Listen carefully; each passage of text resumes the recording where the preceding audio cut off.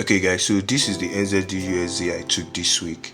So this is the weekly time frame, and if you look at the weekly time frame, well, you see the market has been making series of lower low, lower high, lower low, lower high, lower low before a change of character, and it turned into an uptrend, right? So if we move over to the daily time frame, we can see that clearly. Okay, this is the daily time frame, right? We can see that market was making series of what? Lower low, lower high, lower low, lower high, lower low, lower high, lower low before a change of character turned into higher high here. Okay, so if we look at it, if we look at this carefully, we'll see the change of character right here. Okay, we'll see the change of character right here that turned this market into an uptrend, making it higher high, higher low, higher high, now higher low.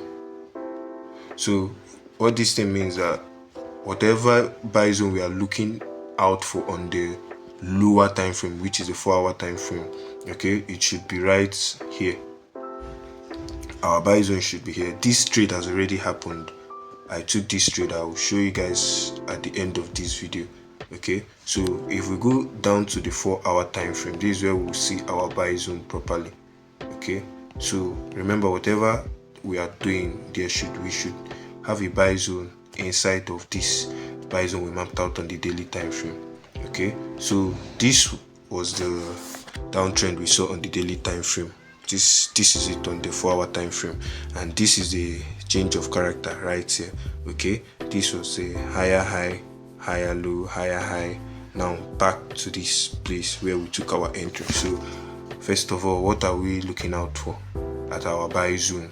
We'll map out our order block. So this is our order block right here. Okay, let me map it out. This is our order block right here.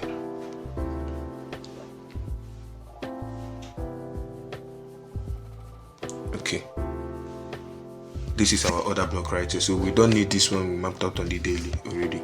Okay, so this is our order block. Okay, so what can we spot next? We'll see that there is a break of structure, our BOS right here. Okay, so now we have order block mapped out, we have BOS. What else? We'll check out for FVG. Okay, this is the FVG already right here. Here to here is our FVG. We'll see that market already took the FVG right here, went up, came back to sweep this liquidity, went up again, now came to tap the order block. So this was where I entered. Okay, so now let's clear out this one. Okay, so now what did I see before entering? Okay, I remember I told you guys there should always be a liquidity sweep. So there was no liquidity sweep right here at this, close to this order block. Okay, so where did it happen? It happened when market came down here. As you can see, market cleared from this point. You can see that market cleared this wick right here. Market used this wick and swept this other blocks wick right here. This was where the liquidity sweep happened. Okay, so if you zoom it clearly, you would see that market swept liquidity. Look at it here, just here. This is the wick, swept the liquidity right here. Okay, so there was a perfect entry. So after spotting it, I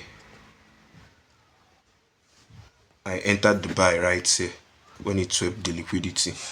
I entered the buy right here, okay, around this area, and I made my stop loss just below that wick, just below that wick. And where was my TP? Right here. Okay, my TP was exactly at this zone right here, because if you check this was a break right here. There was a break right here. There was an actual break right here. So I just made my take profit right here, and stop loss was here. Okay, so this was how I entered the NZD buy setup. Had it been market swept liquidity around this area, then I would just wait for the market to just touch this zone, this buy zone here, just here. I would enter, but as it didn't clear any liquidity, remember, no liquidity, no entry. I waited for it to sweep this liquidity right here before I entered. Do you guys get it? So this was the buy I took on the NZD USD.